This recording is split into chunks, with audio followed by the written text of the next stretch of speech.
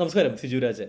നിങ്ങളുടെ ഓർഗനൈസേഷനിൽ ഒരു എംപ്ലോയിയെ ഉള്ളൂ എങ്കിൽ പോലും നിങ്ങൾ മിസ് ഔട്ട് ചെയ്യാൻ പാടില്ലാത്ത പ്രധാനപ്പെട്ട ഒരു ഡോക്യുമെൻ്റാണ് അപ്പോയിൻമെൻറ്റ് ലെറ്റർ. അപ്പോയിൻമെൻറ്റ് ലെറ്റർ കൊടുക്കാതെ നിങ്ങൾ ഒരിക്കലും ഒരാളെയും നിങ്ങളുടെ ഓർഗനൈസേഷനിൽ ഇരുത്തരുത്. ഈവൻ നമ്മുടെ നാട്ടിലെ വലിയ ഓർഗനൈസേഷൻസ് പോലും മിസ് ഔട്ട് ചെയ്യുന്ന പ്രധാനപ്പെട്ട ഡോക്യുമെൻ്റാണ് അപ്പോയിൻമെൻറ്റ് ലെറ്റർ എന്ന് പറയുന്നത്. പലർക്കും അപ്പോയിൻമെൻറ്റ് ലെറ്റർ കൊടുക്കാതെയാണ് ഓർഗനൈസേഷനിലെ എംപ്ലോയി ആയിട്ട് സ്റ്റാഫായിട്ട് നിലനിർത്തിയിട്ടുള്ളത്. ഒരിക്കലും അങ്ങനെ ചെയ്യരുത്. അതിൻ്റെ കോൺസിക്വൻസസ് വളരെ വലുതായിരിക്കും. എന്താണ് ഈ അപ്പോയിൻമെൻറ്റ് ലെറ്റർ എന്നുള്ളത് നോക്കാം. ഈ അപ്പോയിൻമെൻറ്റ് ലെറ്ററിനകത്ത് ഇൻക്ലൂഡ് ചെയ്യേണ്ട പ്രധാനപ്പെട്ട കാര്യങ്ങൾ എന്തൊക്കെയാണെന്നുള്ളത് നമുക്ക് നോക്കാം. ഇത് ഞാൻ ജനറലായിട്ടാണ് പറയുന്നത്, കാരണം ഓരോ ബിസിനസ്സിൻ്റെ രീതിക്ക് അനുസരിച്ചിട്ട് അത് ഫാക്ടറീസ് ആക്ടിൻ്റെ അണ്ടറിൽ വരുന്നു, അത് ഷോപ്പ് ആൻഡ് എസ്റ്റാബ്ലിഷ്മെൻറ്റ് ആക്ടിൻ്റെ അണ്ടറിൽ വരുന്നു. അതിനെല്ലാം ആസ്പദമാക്കിയിട്ട് അതിനകത്ത് വരുന്ന കോണ്ടൻറ്റിലും മാറ്റങ്ങൾ വരാം. പക്ഷേ ഞാനിവിടെ പറയുന്നത് ജനറലായിട്ടാണ്. ഓക്കെ, എന്തെല്ലാം കാര്യങ്ങളാണ് ഇൻക്ലൂഡ് ചെയ്യേണ്ടതെന്നുള്ളത്. അത് തന്നെ എന്താണ് ഈ അപ്പോയിൻമെൻറ്റ് ലെറ്റർ, എപ്പോഴാണ് ഈ അപ്പോയിൻമെൻറ്റ് ലെറ്റർ കൊടുക്കേണ്ടതെന്നുള്ളത് നോക്കാം. സാധാരണ ഒരു ഓർഗനൈസേഷനകത്ത് നമ്മളൊരു ഒരു റിക്രൂട്ട്മെൻറ്റ് നടത്തുന്നു, അതിലാദ്യം ഇൻ്റർവ്യൂ നടത്തുന്നു, അതിനകത്ത് കുറച്ച് ആൾക്കാരെ നമ്മൾ സെലക്ട് ചെയ്തതിന് ശേഷം നമ്മൾ ആദ്യം അവർക്ക് അയക്കുന്ന ഒരു ഡോക്യുമെൻ്റാണ് ദറ്റ് ഈസ് ഓഫർ ലെറ്റർ. എന്നാണ് ഓഫർ ലെറ്റർ. ആരാണ് അയക്കുന്നത്? Organisation, the employer. Offer letter ആ പേരിൽ തന്നെ ഉണ്ട്, അല്ലേ? They are offering a job. So once നമുക്ക് ആരെങ്കിലും ഒരാൾ എന്തെങ്കിലും ഒരു കാര്യം ഓഫർ ചെയ്ത് കഴിഞ്ഞാൽ, ഒരു സമ്മാനം ഓഫർ ചെയ്ത് കഴിഞ്ഞാൽ തിരിച്ച് നമ്മൾ എന്ത് ചെയ്യണം? അത് അക്നോളേജ് ചെയ്യണം, നമ്മളതിനെ അക്സെപ്റ്റ് ചെയ്യണം. അല്ലാന്നുണ്ടെങ്കിൽ അത് നമ്മൾ റിജക്റ്റ് ചെയ്യണം. സെയിം വേ ഒരു ഓഫർ ലെറ്റർ നമ്മൾ അയച്ചു കഴിഞ്ഞാൽ ആ കിട്ടുന്ന വ്യക്തി, ആ എംപ്ലോയി, ദേ ഷുഡ് അക്സെപ്റ്റ് ചെയ്യണം. ആ ഓഫർ ലെറ്റർ തന്നെ അക്സെപ്റ്റൻസ് കോളം ഉണ്ടാകും. അവിടെ അക്സെപ്റ്റ് ചെയ്തെന്ന് എഴുതിയിട്ടോ അല്ലാന്നുണ്ടെങ്കിൽ അവിടെ താഴെ സൈൻ ചെയ്തിട്ടോ അത് അക്സെപ്റ്റ് ചെയ്യേണ്ടത് വളരെ അനിവാര്യമാണ്. അറ്റ്ലീസ്റ്റ് ഒരു മെയിലിനകത്ത് അക്സെപ്റ്റഡ് എന്ന് പറഞ്ഞ് ടൈപ്പ് ചെയ്യുന്നതാണെന്നുണ്ടെങ്കിലും സെൻഡ് ചെയ്യുന്നതാണെങ്കിലും പ്രശ്നമില്ല. സോ ഓഫർ ലെറ്റർ കൊടുത്തു കഴിഞ്ഞാൽ they should accept it, right? Offer and acceptance. Once offer letter കൊടുത്ത് അവർ അക്സെപ്റ്റ് ചെയ്ത് കഴിഞ്ഞാൽ അടുത്തത് പ്രിപ്പയർ ചെയ്യേണ്ടതാണ് അപ്പോയിൻമെൻറ്റ് ലെറ്റർ. എംപ്ലോയർ പ്രിപ്പയർ ചെയ്ത് കൊടുക്കേണ്ട ഒരു കാര്യമാണ് അപ്പോയിൻമെൻറ്റ് ലെറ്റർ. ഈ അപ്പോയിൻമെൻറ്റ് ലെറ്റർ അവർ സൈൻ ചെയ്യണം, എംപ്ലോയി സൈൻ ചെയ്യണം. ആൻഡ് ആൾസോ അതിൻ്റെ ഒറിജിനൽ നമ്മൾ കീപ്പ് ചെയ്യാം, അതിൻ്റെ ഡ്യൂപ്ലിക്കേറ്റ് ഈ എംപ്ലോയിയെ കീപ്പ് ചെയ്യണം, റൈറ്റ്? എപ്പോഴും ശ്രദ്ധിക്കേണ്ട ഒരു കാര്യം, ഒരു അപ്പോയിൻമെൻറ്റ് ലെറ്റർ ജസ്റ്റ് ഗൂഗിളിൽ നമ്മൾ ടൈപ്പ് ചെയ്ത് ഈവൻ ഇമെയിൽ വഴി നമ്മൾ അയച്ചു കൊടുത്തിട്ട് അവരെ കൊണ്ട് ഓക്കെ അക്സെപ്റ്റഡ് എന്ന് പറഞ്ഞ് തിരിച്ചയപ്പിക്കുന്ന രീതി അല്ല നിങ്ങൾ ചെയ്യേണ്ടത്. ഫിസിക്കലി തന്നെ ചെയ്യാനായിട്ട് നോക്കുക. അറ്റ്ലീസ്റ്റ് ഇത് ലെറ്റർ ആക്കിയിട്ട് അവർക്ക് കൊറിയർ ചെയ്ത് കൊടുക്കുന്നു, അവർ സൈൻ ചെയ്യുന്നു. ദൂരെ ഏതെങ്കിലും ഒരു സ്ഥലത്താണെന്നുണ്ടെങ്കിൽ അവർ സൈൻ ചെയ്യുന്നു, തിരിച്ചയക്കുന്നു. എപ്പോഴും ആ ഒരു ഫിസിക്കൽ ഡോക്യുമെൻ്റ് ഈസ് ഇമ്പോർട്ടൻറ്റ്. അത് ജസ്റ്റ് ഒരു സിഗ്നേച്ചർ ചെയ്തത് കൊണ്ട് അത് ലീഗലി അത് വാലിഡ് ആവണമെന്നില്ല. എപ്പോഴും ആ ഒരു പ്രൈമറി എവിഡൻസ് നമുക്ക് ആവശ്യമാണ്. അപ്പോൾ ആ എവിഡൻസ് സ്ട്രോങ് ആക്കാനായിട്ട് എപ്പോഴും അവരുടെ ഫിസിക്കൽ സിഗ്നേച്ചർ തന്നെ വാങ്ങാനായിട്ട് നോക്കുക. ഓക്കെ, സോ 3 കാര്യങ്ങൾ: ഓഫർ ലെറ്റർ, അത് അക്സെപ്റ്റ് ചെയ്യുന്നു, അത് കഴിഞ്ഞാൽ നമ്മളൊരു അപ്പോയിൻമെൻറ്റ് ലെറ്റർ ഉണ്ടാക്കിയിട്ട് ഈ എംപ്ലോയർക്ക് അയച്ചു കൊടുക്കുന്നു. ഈ അപ്പോയിൻമെൻറ്റ് ലെറ്ററിൽ ഒരുപാട് കാര്യങ്ങൾ നമ്മൾ ഇൻക്ലൂഡ് ചെയ്യേണ്ടതുണ്ട്. എന്തെല്ലാമാണ് ഇൻക്ലൂഡ് ചെയ്യേണ്ടതെന്നുള്ളത് നമുക്ക് വളരെ ഡീറ്റെയിൽഡ് ആയിട്ട് തന്നെ നോക്കാം. ഒന്നാമത്തേത് ജോബ് പോസ്റ്റ്, അല്ലെന്നുണ്ടെങ്കിൽ ജോബ് ടൈറ്റിൽ എന്താണെന്നുള്ളത്. ജോലി ചെയ്യുന്ന വ്യക്തി എന്ത് ടൈറ്റിലാണ് ജോലി ചെയ്യേണ്ടത്?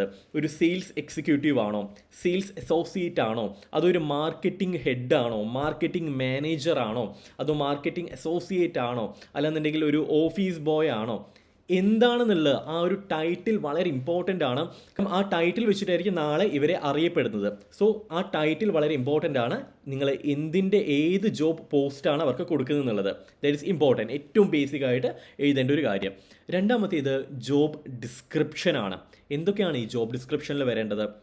അവരുടെ പ്രധാനപ്പെട്ട ഡ്യൂട്ടീസ് എന്തൊക്കെയാണ്, എന്തെല്ലാം ടാസ്കുകളാണ് അവർ കംപ്ലീറ്റ് ചെയ്യേണ്ടത്, അവരുടെ മേജർ റെസ്പോൺസിബിലിറ്റീസ് എന്തൊക്കെയാണ്, ആരൊക്കെയാണ് റിപ്പോർട്ട് ചെയ്യേണ്ടത്. ഇത്തരത്തിലുള്ള കാര്യങ്ങളെല്ലാം ഒരു ജോലിയുമായി ബന്ധപ്പെട്ടിട്ടുള്ള അവർ പെർഫോം ചെയ്യേണ്ട പ്രധാനപ്പെട്ട ഡ്യൂട്ടീസും ടാസ്കും റെസ്പോൺസിബിലിറ്റീസും വളരെ കൃത്യമായിട്ട് എഴുതി തയ്യാറാക്കേണ്ടത് അനിവാര്യമാണ്. അത് ജോബ് ഡിസ്ക്രിപ്ഷൻ എന്ന് പറയുന്ന ടൈറ്റിലാണ് വരേണ്ടത്. അതും വളരെ കാര്യമായി ഇരുന്ന് നിങ്ങൾ പ്രിപ്പയർ ചെയ്യേണ്ടതുണ്ട്. ഒരിക്കലും നാളെ ഒരു പ്രശ്നം വരരുത്. ഈ ജോലി എന്നോട് ചെയ്യാൻ പറഞ്ഞില്ലല്ലോ, പിന്നെ എങ്ങനെ ഈ ഒരു ജോലി ചെയ്യാൻ എനിക്ക് കഴിയും എന്നുള്ളൊരു ചോദ്യം ഈ എംപ്ലോയി ഉന്നയിക്കരുത്. അതുകൊണ്ട് തന്നെ അത് കൃത്യമായിട്ട് പ്രോപ്പറായിട്ട് നമ്മൾ എഴുതി തയ്യാറാക്കേണ്ടതുണ്ട് ജോബ് ഡിസ്ക്രിപ്ഷൻ എന്ന് പറയുന്നത്. ഈ ജോബ് ഡിസ്ക്രിപ്ഷൻ എഴുതി കഴിഞ്ഞാൽ അടുത്തത് ജോബ് ലൊക്കേഷൻ. അതും ഇമ്പോർട്ടൻ്റ് ആണ്. പലപ്പോഴും വർക്ക് ഫ്രം ഹോം എന്ന് പറയുന്നൊരു രീതി ഇന്ന് നമ്മുടെ നാട്ടിലുണ്ട്. അല്ലാന്നുണ്ടെങ്കിൽ ഓഫീസിൽ വന്ന് വർക്ക് ചെയ്യേണ്ട ഒരു രീതി ഉണ്ടാകും, അല്ലാന്നുണ്ടെങ്കിൽ അടുത്ത് തന്നെ ഏതെങ്കിലും ഒരു കോവർക്കിംഗ് സ്പേസിൽ ഇരുന്നിട്ടായിരിക്കും വർക്ക് ചെയ്യുന്നത്. സോ ഏത് രീതിയിലുള്ള എവിടെ ആണ് ഇവൻ ഇരുന്ന് വർക്ക് ചെയ്യേണ്ടത്, എംപ്ലോയി ഇരുന്ന് വർക്ക് ചെയ്യേണ്ടത്, അതും എഴുതി വയ്ക്കേണ്ടത് അനിവാര്യമാണ്. ലൊക്കേഷൻ എവിടെയാണെന്നുള്ളത്. സോ വർക്ക് ഫ്രം ഹോം ആണോ ആണെന്നുണ്ടെങ്കിൽ അങ്ങനെ, അല്ല എന്നുണ്ടെങ്കിൽ ഇന്ന സ്പെസിഫിക് പ്ലേസിലാണെന്നുണ്ടെങ്കിൽ അതും ഇമ്പോർട്ടൻ്റ് ആണ്. നാളെ അതിൻ്റെ പേരിലും ഒരു ഇഷ്യൂ വരരുത്. ആൻഡ് ജോബ് ടൈമിങ്, ജോലി സമയം എന്ന് പറയുന്നത് വളരെ ഇമ്പോർട്ടൻ്റ് ആണ്. എത്ര മണി മുതൽ എത്ര മണി വരെയാണ് സാധാരണ ഒരു വ്യക്തി വർക്ക് ചെയ്യേണ്ടതെന്നുള്ളത്. സാധാരണ ഇന്ത്യയിൽ ഒരു വീക്കിൽ ഒരു എംപ്ലോയി വർക്ക് ചെയ്യേണ്ടത് 48 മണിക്കൂറാണ്. ഒരു വീക്കിൽ 48 മണിക്കൂറാണ് വർക്ക് ചെയ്യേണ്ടത്. ഒരു ദിവസത്തിൽ മാക്സിമം 12 അവേഴ്സ്. ഒരു ദിവസത്തിൽ മാക്സിമം 12 അവേഴ്സ്. ഒരു ആഴ്ചയിൽ മാക്സിമം 48 അവേഴ്സ്. ഒരു ദിവസത്തിൽ 12 അവർ എക്സീഡ് ചെയ്യുകയാണെന്നുണ്ടെങ്കിൽ അത് അഡീഷണൽ വർക്കായി കൺസിഡർ ചെയ്തിട്ട് ഓവർ ടൈമിന് പേയ്മെൻറ്റ് കൊടുക്കേണ്ടതായിട്ട് വരും. അപ്പം ഒരു ദിവസം 12 മണിക്കൂർ ഒരു വ്യക്തി വർക്ക് ചെയ്യുകയാണെന്നുണ്ടെങ്കിൽ ആഴ്ചയിൽ 4 ദിവസമാണ് ആ വ്യക്തി വർക്ക് ചെയ്യേണ്ടത്. ബാക്കിയുള്ള 5, 6, 7 3 ദിവസങ്ങൾ ആൾക്ക് അവധി കൊടുക്കേണ്ടതാണ്. അല്ല എന്നുണ്ടെങ്കിൽ ഒരു ദിവസത്തിൽ 8 മണിക്കൂർ വെച്ച് വർക്ക് ചെയ്യുന്നു 6 ദിവസത്തേക്ക്. അപ്പോൾ ഈ ജോലി സമയം വളരെ ഇമ്പോർട്ടൻ്റ് ആണ്. എത്ര മണി മുതൽ എത്ര മണി വരെയാണ് വർക്ക് ചെയ്യേണ്ടതെന്നുള്ളത് it is very much important. And അതിനുശേഷം, അതായത് 5 മണിക്ക് ശേഷം, 5 മണി വരെയാണ് വർക്ക്, അതിനുശേഷം അവൻ എന്തെങ്കിലും റെസ്പോൺസിബിലിറ്റീസ് ഉണ്ടോ, ഈ കാര്യങ്ങളെല്ലാം അതിനകത്ത് കൃത്യമായിട്ട് മെൻഷൻ ചെയ്യേണ്ടത് അനിവാര്യമാണ്. റൈറ്റ്. ആൻഡ് അടുത്തതിലേക്ക് കടക്കുന്നതിന് മുമ്പ് ഒരു കാര്യം കൂടി പറയാം. നമ്മളൊരു വെബിനാർ കണ്ടക്ട് ചെയ്യുന്നുണ്ട്, how to build a brand locally and shine internationally. ഒരു ലോക്കൽ ബ്രാൻഡിനെ എങ്ങനെ ഒരു ഇൻ്റർനാഷണൽ ലെവലിലേക്ക് നമുക്ക് ഉയർത്താനായിട്ട് കഴിയും എന്നതുമായി ബന്ധപ്പെട്ടുള്ള ഒരു വെബിനാർ. ജസ്റ്റ് 149 രൂപയിൽ ഒരു ബിരിയാണി വാങ്ങുന്നതിൻ്റെ കാശ് മാത്രം വരുന്നുള്ളൂ. ആൻഡ് നിങ്ങൾക്കത് എൻറോൾ ചെയ്യാം. അതിൻ്റെ ദിവസവും സമയവും അറിയാനായിട്ട് ഡിസ്ക്രിപ്ഷൻ ബോക്സിൽ ലിങ്ക് കൊടുത്തിട്ട് അതിനകത്ത് കയറിയിട്ട് നിങ്ങൾക്ക് എൻറോൾ ചെയ്തിടാം. നിങ്ങൾക്ക് വെബിനാറിൽ പങ്കെടുക്കാം. 1.5 മണിക്കൂറിൻ്റെ ലൈവ് വെബിനാറാണ്. ഒരുപാട് കാര്യങ്ങൾ നിങ്ങൾക്ക് അതിനകത്ത് നിന്ന് പഠിക്കാനായിട്ട് കഴിയും. സോ ഇപ്പോഴല്ല, ഈ വീഡിയോ കണ്ടതിന് ശേഷം ഡിസ്ക്രിപ്ഷൻ ബോക്സിൽ കയറിയിട്ട് ഒന്ന് എൻറോൾ ചെയ്യാം. ആൻഡ് അതിനുശേഷം നിങ്ങൾ എഴുതേണ്ടതാണ് ജോബ് ട്രാൻസ്ഫർ ഡീറ്റെയിൽസ്. പലപ്പോഴും ഒരു ലൊക്കേഷനിൽ നിന്ന് മറ്റൊരു ലൊക്കേഷനിൽ ഒരു എംപ്ലോയിനെ നമുക്ക് മാറ്റേണ്ടതായിട്ട് വരാം. അത് എംപ്ലോയി റിക്വസ്റ്റ് ചെയ്തതുകൊണ്ട് മാറ്റേണ്ടതായിട്ട് വരാം, അല്ലാന്നുണ്ടെങ്കിൽ നമ്മുടെ ആവശ്യപ്രകാരം, എംപ്ലോയറിൻ്റെ ആവശ്യപ്രകാരം നമ്മൾ മാറ്റേണ്ടതായിട്ട് വരാം, റിക്വയർമെൻ്റ് അനുസരിച്ചിട്ട്. സോ ഒരു എംപ്ലോയിക്ക് എപ്പോഴാണ് ജോബ് ട്രാൻസ്ഫറിനുള്ള ആപ്ലിക്കേഷൻ, ഒരു അപേക്ഷ മൂവ് ചെയ്യാനായിട്ട് കഴിയുന്നത്, അത് ഇമ്പോർട്ടൻ്റ് ആണ്. എപ്പോൾ മുതൽ അവനെ ജോലി ട്രാൻസ്ഫറിന് അപേക്ഷിക്കാം. അത് ജോലിക്കോ ജോയിൻ ചെയ്ത് ഇത്ര വർഷം, 1 വർഷം കഴിഞ്ഞതിന് ശേഷം ട്രാൻസ്ഫറിന് അപേക്ഷിക്കാം, അല്ലാന്നുണ്ടെങ്കിൽ ഇത്ര പീരീഡിന് ശേഷം. അത് നിങ്ങൾക്ക് ഡിസൈഡ് ചെയ്യാം എപ്പോൾ മുതൽ അപേക്ഷിക്കാം എന്നുള്ളത്. ആൻഡ് ഓൾസോ ഒരു എംപ്ലോയറെ സംബന്ധിച്ചിടത്തോളം ഏതെല്ലാം സ്ഥലങ്ങളിലേക്ക് അവനെ റീലൊക്കേറ്റ് ചെയ്യേണ്ടതായിട്ട് വരും എന്നുള്ള കാര്യങ്ങളെല്ലാം നിങ്ങൾക്ക് അതിനകത്ത് എഴുതി തയ്യാറാക്കുന്നതാണ്. അതും വളരെ ഇമ്പോർട്ടൻ്റ് ആണ്. And next is very very very important, that is salary split. Salary split എങ്ങനെയായിരിക്കണം എന്നുള്ളത് നമുക്കറിയാം. അതിനകത്ത് ബേസിക് സാലറി വരുന്നുണ്ട്. ബേസിക് സാലറി എപ്പോഴും ഓരോ ലൊക്കാലിറ്റിക്ക് അനുസരിച്ചിട്ട് മാറിക്കൊണ്ടിരിക്കും. കേരളത്തിൽ കൊച്ചിയിൽ കൊടുക്കേണ്ട ഒരു ബേസിക് സാലറി അല്ല നിങ്ങൾ ഇടുക്കിയിൽ കൊടുക്കേണ്ടത്, വയനാട്ടിൽ കൊടുക്കേണ്ടത്, പാലക്കാട് കൊടുക്കേണ്ടത്. ഓരോ സ്ഥലത്തിനനുസരിച്ചിട്ടും ഓരോ സംസ്ഥാനത്തിനനുസരിച്ചിട്ടും ഈ ബേസിക് സാലറിയിൽ മാറ്റം വരും. അത് പ്രോപ്പറായിട്ട് കൺസൾട്ടേഷൻ എടുത്തതിന് ശേഷം മാത്രം, ഒരു HR ലോയറുമായി കൺസൾട്ടേഷൻ എടുത്തതിന് ശേഷം മാത്രം നിങ്ങളത് ഡിസൈഡ് ചെയ്യുക ബേസിക് സാലറി എങ്ങനെയായിരിക്കണം എന്നുള്ളത്. And house rent allowance, leave travel allowance, medical conveyance, ഇത്തരത്തിലുള്ള അലവൻസുകളെല്ലാം ആ ഒരു സ്പ്ലിറ്റപ്പ് പ്രോപ്പറായിട്ട് നിങ്ങൾക്ക് അതിനകത്ത് മെൻഷൻ ചെയ്യാനായിട്ട് സാധിക്കണം, സാലറി എത്രയാണെന്നുള്ളത്. ആൻഡ് അതിനോടൊപ്പം ഇത് റീസെൻ്റായിട്ട് വന്നിട്ടുള്ളതാണ്. ഈവൻ കോവിഡിന് ശേഷം job and salary during pandemic time. ഒരു അടിയന്തരമായിട്ടുള്ളൊരു സിറ്റുവേഷൻ വരികയാണ്, ഒരു പാൻഡമിക് സിറ്റുവേഷൻ വരികയാണ്, ബിസിനസ്സിൽ ഓപ്പറേഷൻസ് ഒന്നും നടക്കുന്നില്ല. കമ്പനിയെ സംബന്ധിച്ചിടത്തോളം കമ്പനിക്ക് ഒരിക്കലും കഴിയത്തില്ല അവനെ വീണ്ടും ഫീഡ് ചെയ്യാനായിട്ട്, അവന് സാലറി കൊടുക്കാനായിട്ട്. ഇത്തരം സാഹചര്യത്തിൽ എന്താണ് ചെയ്യേണ്ടത്? പാൻഡമിക് സിറ്റുവേഷൻ വരുന്ന സമയത്ത് ഒരു ഓർഗനൈസേഷന് ആ എംപ്ലോയിയുടെ മേലെ എന്തെല്ലാം റെസ്പോൺസിബിലിറ്റീസാണ് ഉള്ളത് അത് ഈ തയ്യാറാക്കണം. അവൻ്റെ ജോലിയുമായി ബന്ധപ്പെട്ടുള്ളത്, അവൻ്റെ ജോലിയിൽ നിന്ന് പിരിച്ചുവിടണോ, അവൻ്റെ സാലറി എത്ര പെർസെൻറ്റേജ് കട്ട് ചെയ്യണോ, ഈ കാര്യങ്ങൾ നിങ്ങൾക്ക് അതിനകത്ത് ഇത് തയ്യാറാക്കാം. കാരണം അതും എഴുതി തയ്യാറാക്കേണ്ടത് വളരെ ഇമ്പോർട്ടൻ്റ് ആണ്. നിങ്ങൾ അത്തരത്തിലുള്ള ക്ലോസസ് ഒന്നും കൊടുത്തിട്ടില്ല, നിങ്ങൾക്ക് നിങ്ങളുടെ ഈ പാൻഡമിക് സമയത്ത് നിങ്ങൾക്ക് സാലറി കൊടുക്കാൻ കഴിയുന്നില്ല, നാളെ ഈ എംപ്ലോയി ലീഗലി മൂവ് ചെയ്യുകയാണെന്നുണ്ടെങ്കിൽ ഒരുപക്ഷെ നിങ്ങൾക്ക് സാലറി കൊടുക്കേണ്ടതായിട്ടുള്ളൊരു അവസ്ഥ വരാം, ഡ്യൂസ് കൊടുക്കേണ്ടതായിട്ടുള്ളൊരു അവസ്ഥ വരാം. അത് ഒഴിവാക്കാനായിട്ട് ഇത് പ്രത്യേകം ശ്രദ്ധിക്കുക, ഇത് പ്രത്യേകം ഈ ഒരു ക്ലോസ് പ്രത്യേകം എഴുതി വയ്ക്കാനായിട്ട് നിങ്ങൾ നോക്കുക. Okay, job and salary during pandemic time. And next one is property return. ഒരാളെ ജോലിക്ക് എടുക്കുന്ന സമയത്ത് നിങ്ങൾ ഒരുപാട് പ്രോപ്പർട്ടീസ് കൊടുക്കുന്നുണ്ടാവും. ഒരു പക്ഷേ മൊബൈൽ ഫോൺ ആയിരിക്കാം, സിം കാർഡ് ആയിരിക്കാം, ലാപ്ടോപ്പ് ആയിരിക്കാം, ഇത്തരത്തിലുള്ള പല പ്രോപ്പർട്ടീസും കൊടുക്കുന്നുണ്ടാവാം. ഇത് റിട്ടേൺ ചെയ്യണമെന്നുള്ള എന്തെല്ലാം കാര്യങ്ങൾ റിട്ടേൺ ചെയ്യണം, ഒരു പക്ഷേ എന്തെങ്കിലും നമുക്ക് ഡോക്യുമെൻ്ററി എവിഡൻസ് ആയിരിക്കാം ഉണ്ടാവുന്നത്, എന്തെങ്കിലും പുസ്തകങ്ങളായിരിക്കാം ഉണ്ടാവുന്നത്, ഇതെല്ലാം റിട്ടേൺ ചെയ്യണമെന്നുള്ള ക്ലോസും വളരെ കൃത്യമായിട്ട് അതിനകത്ത് എഴുതി തയ്യാറാക്കേണ്ടത് അനിവാര്യമാണ്. And probation period. ഒരാളെ നേരെ ജോലിക്ക് ഫുൾ സാലറി കൊടുത്തുകൊണ്ട് എടുക്കുന്ന രീതി നമ്മുടെ നാട്ടിലില്ല. അവന് പ്രൊബേഷൻ പീരീഡ് ഉണ്ടാവും, അവൻ്റെ പെർഫോമൻസ് മെഷർ ചെയ്യാനായിട്ട്, അവന് ട്രെയിനിങ് കൊടുക്കാനായിട്ടല്ല. അപ്പോൾ ഈ പ്രൊബേഷൻ പീരീഡ് എത്ര കാലമാണ്, എത്ര മാസമാണോ, 1 മാസമാണോ, 2 മാസമാണോ, 3 മാസമാണോ, എത്രയാണെന്നുള്ളത് നിങ്ങൾ അതിനകത്ത് എഴുതി തയ്യാറാക്കേണ്ടതുണ്ട്. ആൻഡ് ആ പ്രൊബേഷൻ ടൈമിലുള്ള പേയ്മെൻറ്റ് സാലറി എത്രയായിരിക്കണം എന്നുള്ളതും നിങ്ങൾ അതിനകത്ത് എഴുതി തയ്യാറാക്കേണ്ടതുണ്ട്. ആൻഡ് പ്രൊബേഷൻ ടൈമിൽ സാറ്റിസ്ഫാക്ടറി അല്ല എന്നുണ്ടെങ്കിൽ you have all the right to terminate them. അത് നിങ്ങൾക്ക് അതിനകത്ത് എഴുതി തയ്യാറാക്കാം. ആൻഡ് ഫിക്സഡ് ടേം ജോബാണോ അതോ പെർമനൻറ്റ് ജോബാണെന്നുള്ളത്. ഫിക്സഡ് ടേം എന്ന് പറയുന്നത് കുറച്ച് കാലങ്ങളായിട്ട് വന്നിട്ടുള്ളൊരു രീതിയാണ്. എന്ന് വെച്ച് കഴിഞ്ഞാൽ ഒരു പ്രോജക്റ്റ് ബേസ് ചെയ്തിട്ട് ഇത്ര കാലത്തേക്ക് 6 മാസത്തേക്ക് അല്ലെങ്കിൽ 2 വർഷത്തേക്ക് ഒരാളെ നമ്മൾ ജോലിക്ക് എടുക്കുകയാണ്. 2 വർഷത്തിന് ശേഷം ഓട്ടോമാറ്റിക്കലി സ്ഥാപനത്തിൽ നിന്നും അദ്ദേഹം പുറത്താവും. അല്ലെങ്കിൽ 6 മാസത്തിന് ശേഷം ഈ ഒരു പ്രോജക്റ്റ് കംപ്ലീറ്റ് ചെയ്യുന്നതോടുകൂടി 7ാമത്തെ മാസം മുതൽ അയാൾ ഈ സ്ഥാപനത്തിലെ എംപ്ലോയി ആയിരിക്കത്തില്ല. There is fixed term employees. And permanent എന്ന് വെച്ച് കഴിഞ്ഞാൽ അതിനൊരു എൻഡ് പീരീഡ് ഉണ്ടാവില്ല. എന്തെങ്കിലും ഒരു സ്പെസിഫിക് ഒരു കാര്യം നടക്കുന്നത് വരെ he will continue as an employee. അപ്പോൾ ഈ ഫിക്സഡ് ടേം ആണോ പെർമനൻ്റ് ആണോ എന്നുള്ളതും അതിൽ കൃത്യമായിട്ട് മെൻഷൻ ചെയ്യേണ്ടത് അനിവാര്യമാണ്. അതിനോടൊപ്പം തന്നെ salary or daily wage. Daily wage ആണോ നമ്മൾ കൊടുക്കുന്നത്? എന്താണ് ഡെയിലി വേജ് എന്ന് വെച്ച് കഴിഞ്ഞാൽ ദിവസക്കൂലി അല്ലേ. അതായത് ഒരു ദിവസം ഒരാൾ വർക്ക് ചെയ്യുന്നു, അവന് ഇത്ര രൂപ, 1000 രൂപ കൂലിയായിട്ട് കൊടുക്കുന്നു, അല്ലെങ്കിൽ 750 രൂപ കൂലിയായിട്ട് കൊടുക്കുന്നു. സാലറി എന്ന് വെച്ച് കഴിഞ്ഞാൽ ഒരു മാസത്തേക്ക് ഒരു എമൗണ്ട്, ഒരു സെർട്ടൻ എമൗണ്ട് അവന് സാലറി ആയിട്ട് നമ്മൾ കൊടുക്കുന്നു. പലരും ചെയ്യുന്നൊരു പ്രശ്നം, ഈ ഡെയിലി വേജ് മന്ത്ലി കൊടുക്കും. അതായത് ദിവസം 1000 രൂപയാണ് അവന് കൂലി വരുന്നത്, സാലറി വരുന്നത്, 25 ദിവസമാണ് വർക്ക് ചെയ്യുന്നത്. സോ 25,000 രൂപ ഒരു മാസം എൻഡിൽ അല്ലെങ്കിൽ അടുത്ത മാസം ആദ്യത്തിൽ കൊടുക്കും. അത് സാലറി ആയിട്ട് മാറത്തില്ലേ? ഒരിക്കലും അങ്ങനെ ചെയ്യരുത്. ഡെയിലി വേജ് എന്ന് വെച്ച് കഴിഞ്ഞാൽ it should be paid daily base ചെയ്തിട്ട്. അത് ഹോൾസം ആയിട്ട് മൊത്തത്തിൽ അങ്ങ് എടുത്ത് കൊടുക്കുന്ന രീതിയല്ല, ആഴ്ചയിൽ ഒരുമിച്ച് അങ്ങ് കൊടുക്കുന്ന രീതിയല്ല വേണ്ടത്. ഡെയിലി വേജ് പേ ചെയ്യേണ്ടതാണ്. ഓക്കെ. ആൻഡ് അല്ലാന്നുണ്ടെങ്കിൽ അത് സാലറി എന്ന് പറയുന്ന രീതിയിലേക്ക് മാറും. ഇപ്പോൾ സ്റ്റേറ്റ്മെൻറ്റ് നോക്കുന്ന സമയത്ത് എല്ലാ മാസവും ഇത്രാം തീയതിയാണ് ഡെയിലി വേജ് എംപ്ലോയിക്ക് എമൗണ്ട് കിട്ടിയിട്ടുള്ളതെന്നുണ്ടെങ്കിൽ അത് സാലറി ആയിട്ട് കൺസിഡർ ചെയ്യും. അതൊരു ആ സാലറി കൊടുക്കുന്നതിനുള്ള അഡീഷണൽ അലവൻസും അങ്ങനത്തെ കാര്യങ്ങളുണ്ടല്ലോ, അതെല്ലാം അവിടെ അപ്ലിക്കബിൾ ആവുകയും ചെയ്യും. സോ ഡെയിലി വേജ് ആണോ അതോ സാലറി ആണോ എന്നുള്ളത് പ്രോപ്പറായിട്ട് നമ്മൾ മെൻഷൻ ചെയ്യേണ്ടതുണ്ട്. ആൻഡ് അതിനോടൊപ്പം തന്നെ ഇമ്പോർട്ടൻ്റ് ആയിട്ട് കാണിക്കേണ്ട ഒരു കാര്യമാണ്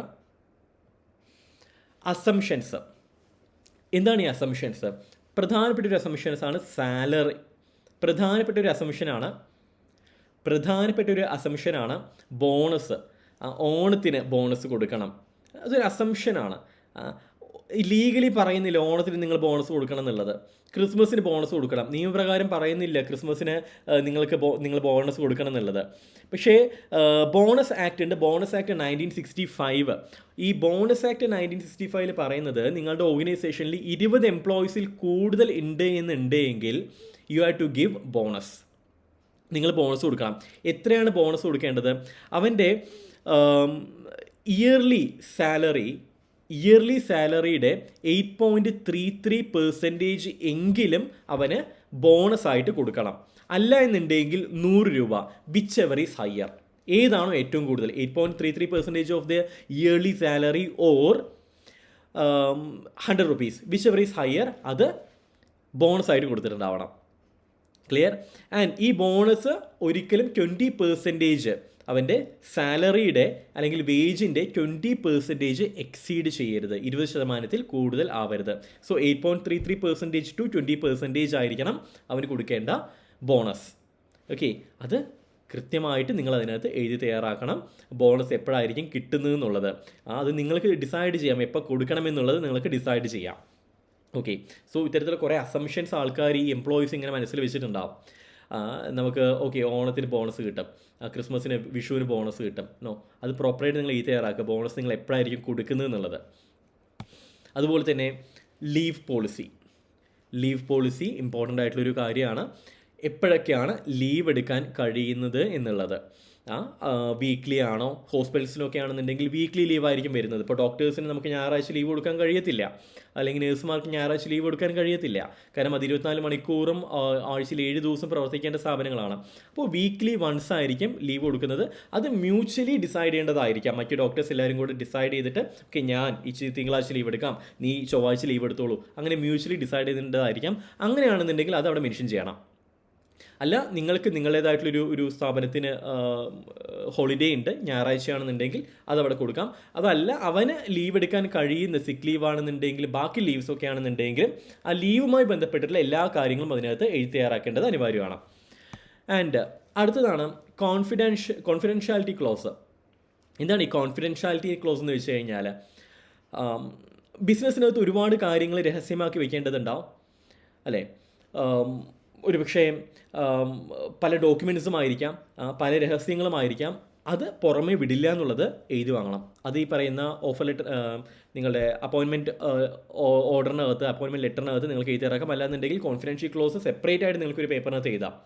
അത്തരത്തിലുള്ള ഒരു സർവീസ് ഓറിയൻറ്റഡ് ആയിട്ടുള്ള ബിസിനസ്സൊക്കെ ആണ്, അതിൽ അത്യാവശ്യം നല്ലൊരു പൊസിഷനിലാണ് ആ വ്യക്തി ഇരിക്കുന്നതെന്നുണ്ടെങ്കിൽ, ഒരുപാട് പേര് കോൺടാക്ട്സും ഡാറ്റാബേസും എല്ലാം ആ വ്യക്തിയുടെ ഉണ്ടെന്നുണ്ടെങ്കിൽ ഒരിക്കലും അത് എടുക്കത്തില്ല, ഓൺ പർപ്പസിനോ അല്ലെങ്കിൽ മറ്റേതെങ്കിലും പർപ്പസിന് വേണ്ടി യൂസ് ചെയ്യത്തില്ല എന്നുള്ളത് എഴുതി വാങ്ങേണ്ടത് അനിവാര്യമാണ്. Confidentiality close. And termination close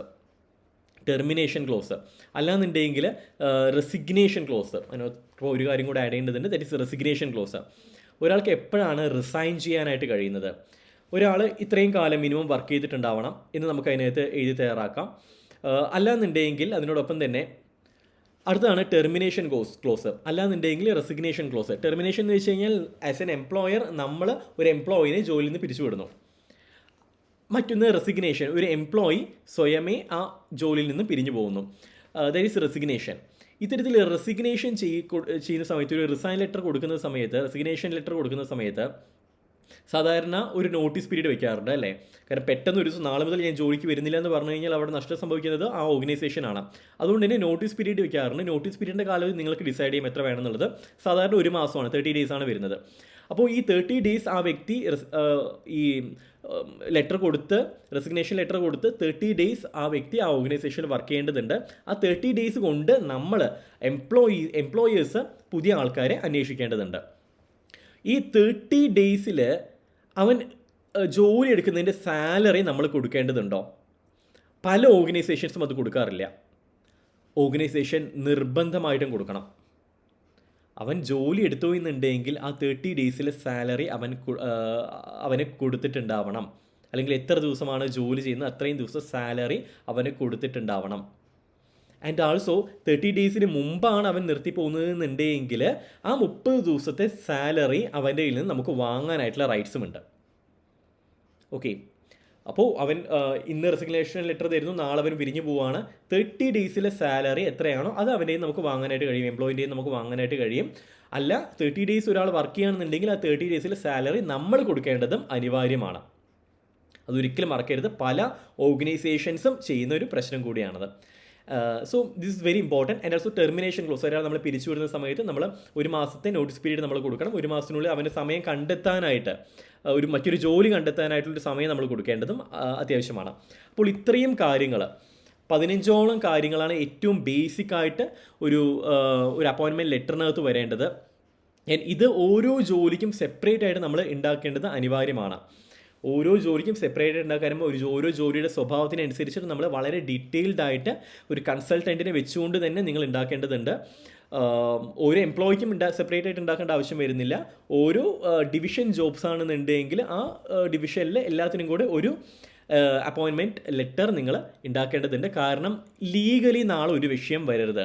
നാളെ ഈ വ്യക്തി കോടതിയിലേക്ക് പോവുകയാണെന്നുണ്ടെങ്കിൽ നമുക്ക് യാതൊരു വിധത്തിലുള്ള ദോഷവും സംഭവിക്കരുത്. കാരണം ഈ നിയമം വളരെ ശക്തമാണ്.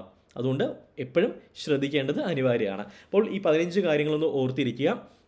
ഇത്തരത്തിലുള്ള അപ്പോയിൻമെൻറ്റ് ലെറ്റേഴ്സ് നിങ്ങൾക്ക് ഉണ്ടാക്കണമെന്നുണ്ടെങ്കിൽ നമ്മളെ കണക്ട് ചെയ്യാവുന്നതാണ്. ആൻഡ് HR ട്രെയിനിങ്സ്, എംപ്ലോയീസിനുള്ള ട്രെയിനിങ്സ് നമുക്ക് പ്രൊവൈഡ് ചെയ്യാനായിട്ട് കഴിയും. കമ്പനി രജിസ്ട്രേഷൻസ് ചെയ്യണമെന്നുണ്ടെങ്കിൽ, ട്രേഡ് മാർക്ക് രജിസ്ട്രേഷൻ ചെയ്യണമെന്നുണ്ടെങ്കിൽ നമ്മളെ കണക്ട് ചെയ്യാവുന്നതാണ്.